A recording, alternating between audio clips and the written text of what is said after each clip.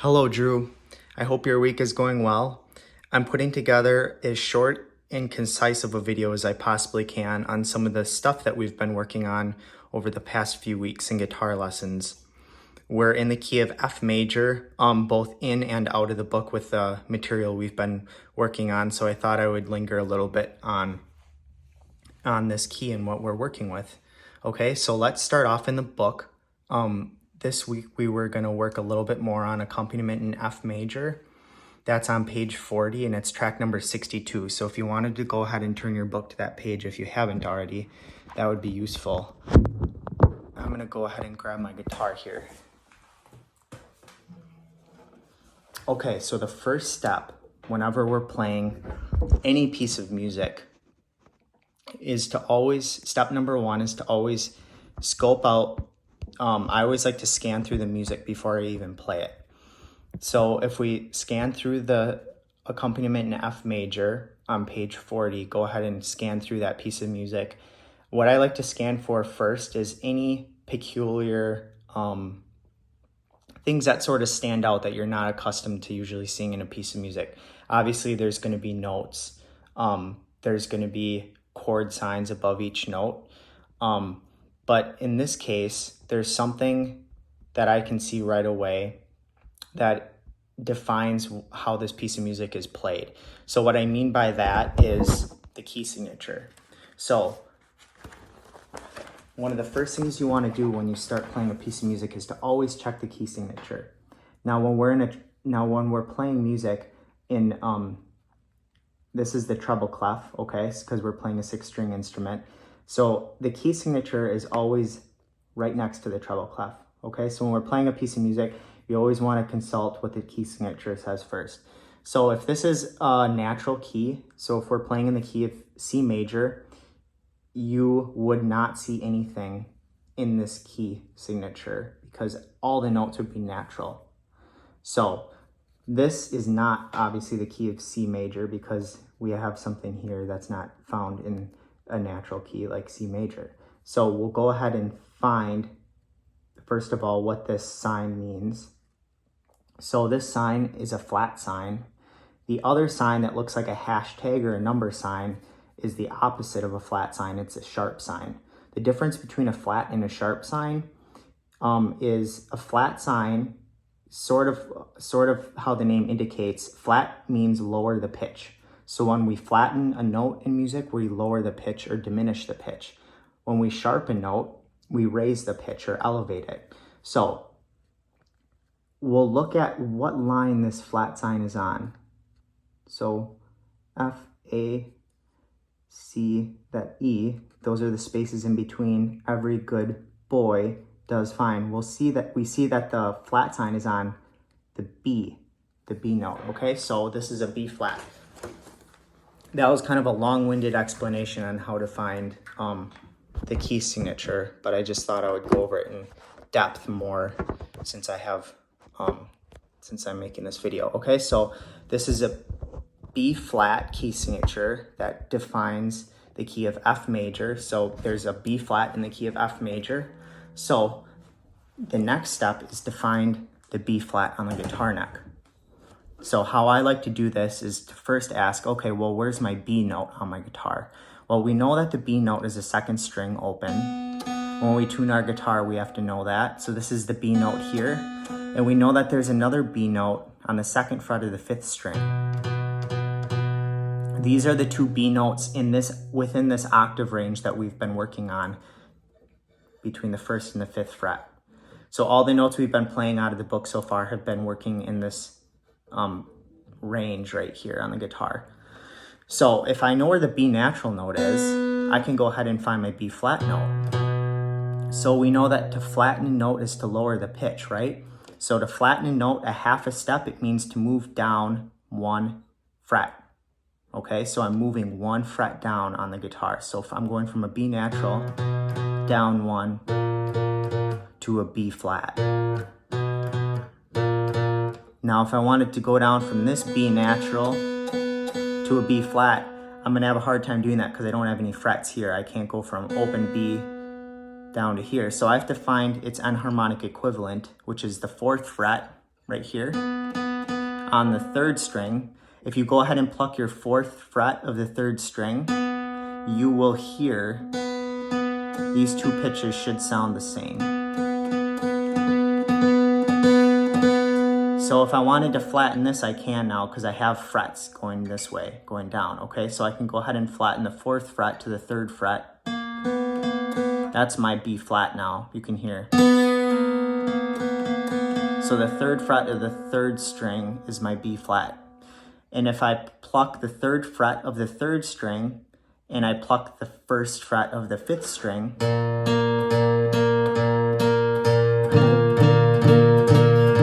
we'll hear how those 2 pitches are the same. They're both B flat notes. The only difference is the octave range.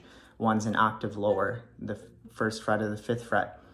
The 1st fret of the 5th string, excuse me, is an octave lower of the 3rd fret of the 3rd string.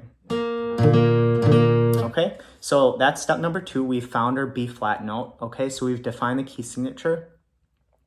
I'm going to scan through the piece of music. I don't see anything else that really stands out and is grabbing my attention as something that I should pay caution to before I start playing.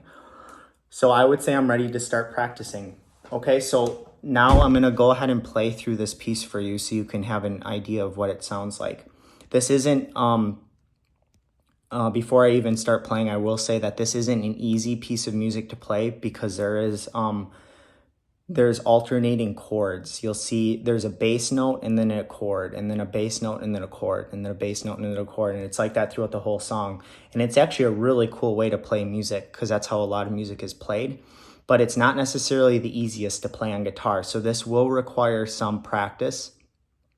And like I said, the best way to practice a piece of music like this is to go in really short, focused, incremental practice sessions compared to like a longer practice session that's probably a bit harder to get through in duration. Okay, so like I said, 1 time through per practice session would be doable as long as you can make those short practice sessions more frequent throughout the day or throughout the week, okay? All right, so I'm gonna go ahead and play track number 62.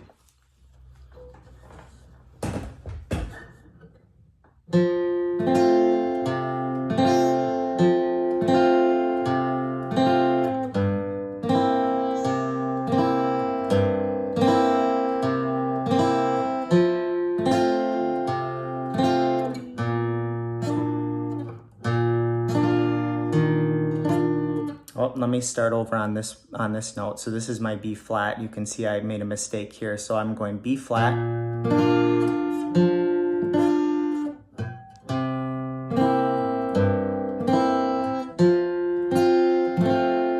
So the mistake that I made on that B flat chord was I didn't bar it like I should have, okay? So the best way to play this B flat chord, I'm gonna go ahead and show this to you right now. If you can see where I am in the 2nd line here, this B flat.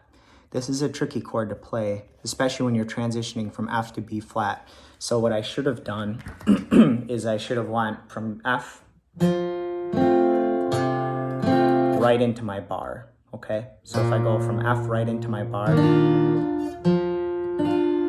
I'll be able to do that easier.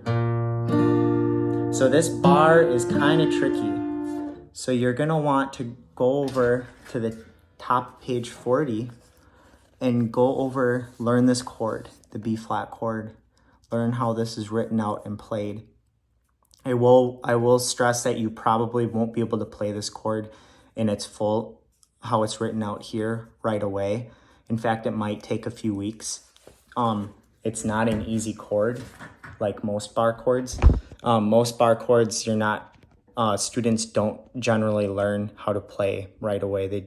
That's sort of just a given. They're probably one of the most difficult things to learn on guitar, technique-wise.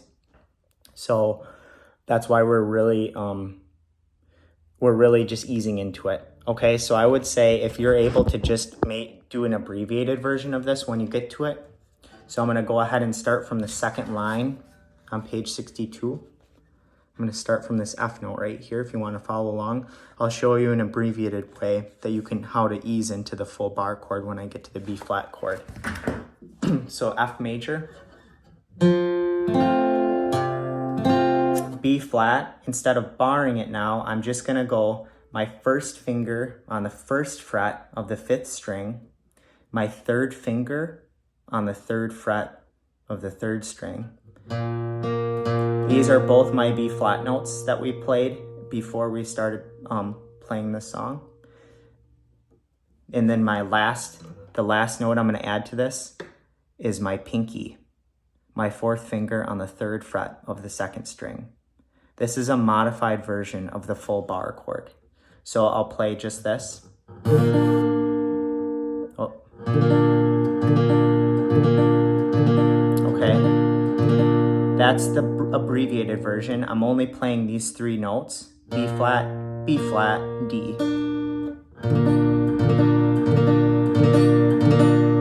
That's the abbreviated version of the full bar chord. Eventually we'll want to be able to learn this, but the first step on how to learn a full bar chord is to always start with the root note. So as long as you get the root note, you've already defined the chord. So if you can just get this B flat note here, that's a big step. Then I'm going to put my 3rd finger down on the 3rd fret of the 3rd string. I already have 2 B flats now. And then lastly, this 4th finger might be difficult. You might not be able to get this right away, and that's totally okay. Like I said, if we can just get the B flat, if you're able to just do the B flat, if you can just get to the B flat by next lesson, I'm not gonna linger on this song until you can be able to play the full bar chord, just because that would be unrealistic. But the idea with a song like this is it really helps us learn how to ease into something that's more advanced on what we eventually want to achieve later on down the road, okay? So I'm not trying to throw all this at you right now to make you feel like you have to learn it by next week, Monday, by our next lesson. But it is a good preparatory stage on what we're gonna be learning on further on down the road, okay? So here we go.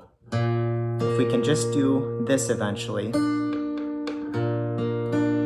First finger, 1st fret, 5th string, 3rd finger, 3rd fret, 3rd string. Lastly, my pinky, my 4th finger on the 3rd fret of the 2nd string. One more time. You hear how I'm muting this? I'm muting this open D by laying a chunk of my finger meat on top of it from my 1st finger, okay? That way I'm not going like this. I don't want to hear this D note because that's not part of the chord. Although I could do that actually, because I have a D note here too.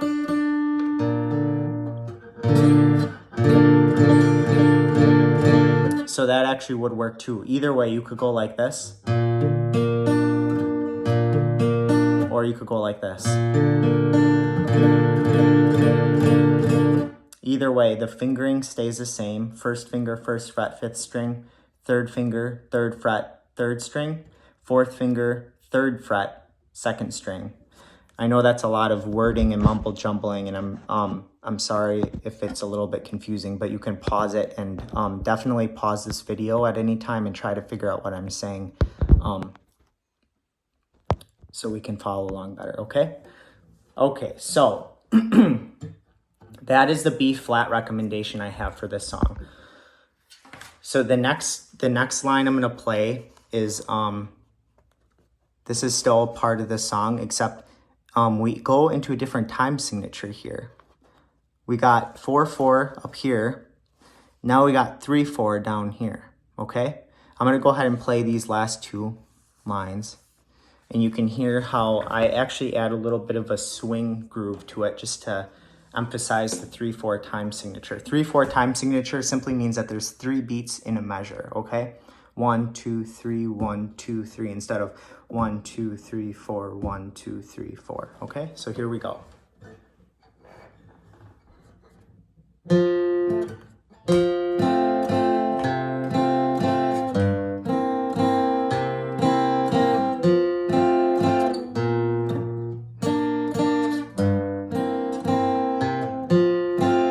one more time. I'm even getting tripped up by that B flat chord a little bit. I should have practiced this a little before I played it. But here we go. I'm gonna do the abbreviated version of this B flat chord because this would work just fine. Again, it's the first fret of the 5th string, and then these two, 3rd fret of the 3rd string and 3rd fret of the 2nd string. So here we go, starting over on that one.